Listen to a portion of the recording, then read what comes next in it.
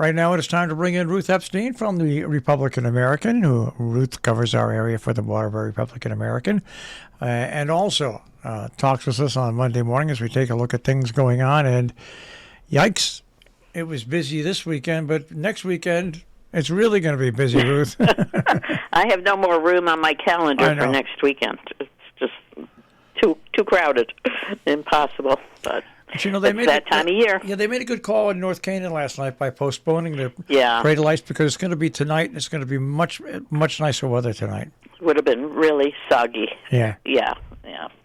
So, yes, busy week. Started off in North Canaan with the veteran celebration at North Canaan Elementary School, which is always, as they are in every school, really, really very sweet. A lot of the veterans had grandchildren there, and they partnered, and everybody was given a certificate, and it was just lovely. Kids read poems and sang, and so I'm just really glad that they make kids aware of what the veterans have done.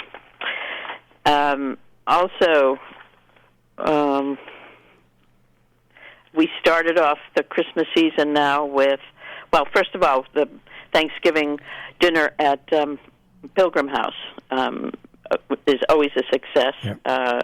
It's a community dinner, and as we've said in the past, everybody is welcome, and the food was flowing, and Paul Ramuni was on his accordion, was keeping everybody entertained, and it's always a nice event. And Bev Becker, while there weren't as many people physically at the site, she's the organizer. She said they had given out 41 meals that day to take out, and the leftovers always go to the residents of Wangum Village. So nobody was hungry this past weekend. It's a great event, yeah. It really is. So, okay, and we had Cornwall Reads Cornwall on Saturday night. Authors reading their works, which is always interesting in a packed house. And I got a chance to see the Festival of Trees at Noble. Amazing, just amazing, the creativity that's there. It always makes me realize how little I have. It's just incredible. God bless Mary Barton. Every year she does a figure in pine cones. Well, this year it's a rooster, and it is so authentic. It's amazing.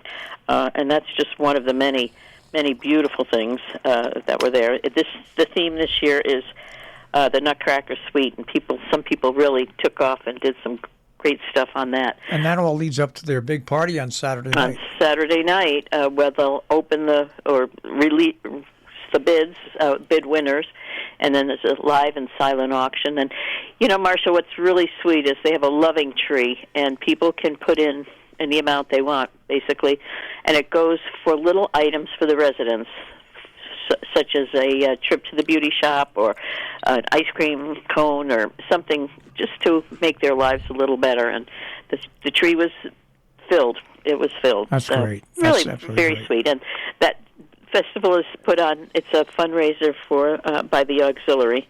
And this year they said they spent $25,000 they gave to Noble to upgrade the wiring for fiber optics. So, they really do a wonderful job to make the lives better for the residents of Noble.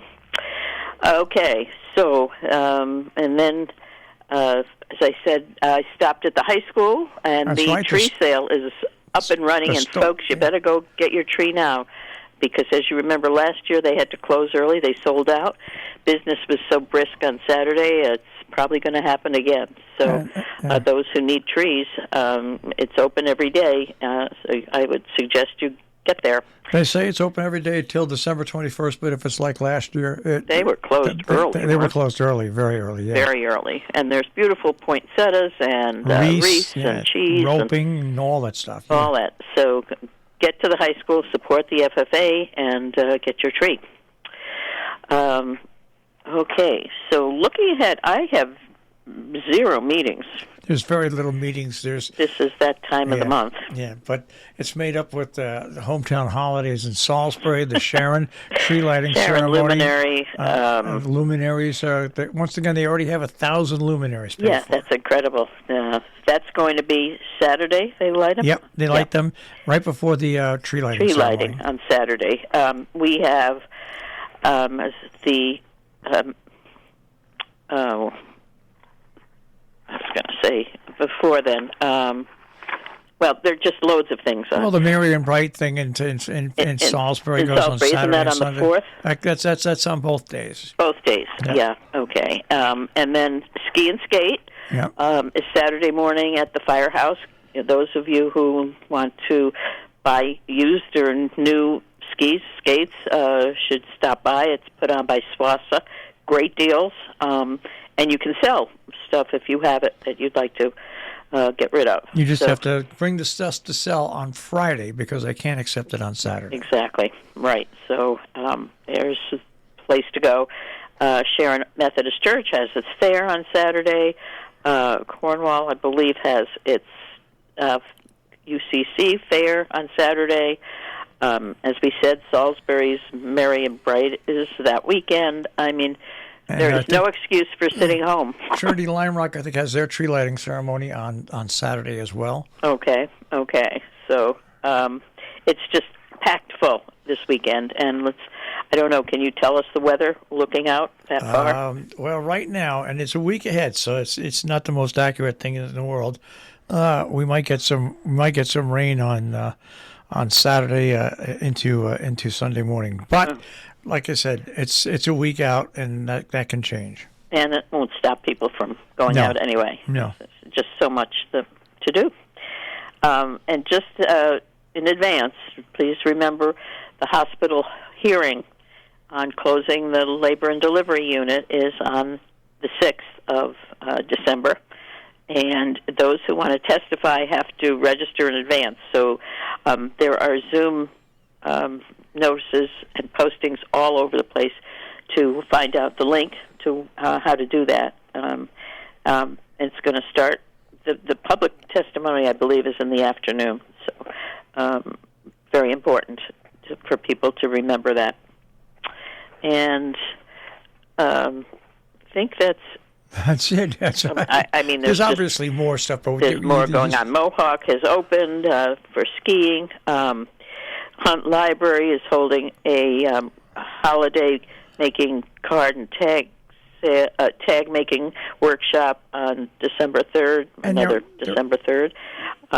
It's just They also have a pop-up shop that runs every day, I think, up until Christmas. mm-hmm. So I think we've gotten into every town. I know. It's just incredible.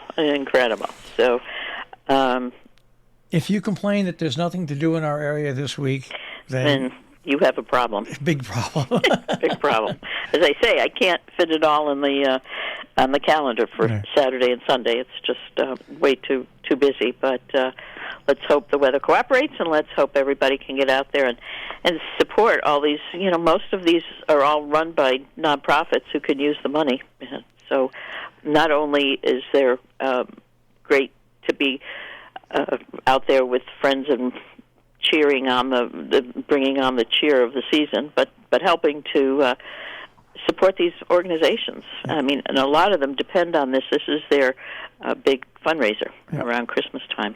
And like we said, at Housatonic, the store is open, and The store is open, and the it's kids are completely run by students. Completely. the kids are so good. I was watching them as they put trees on top of cars and help people choose their trees, or saw the bottoms off, or help them, with the cash stuff.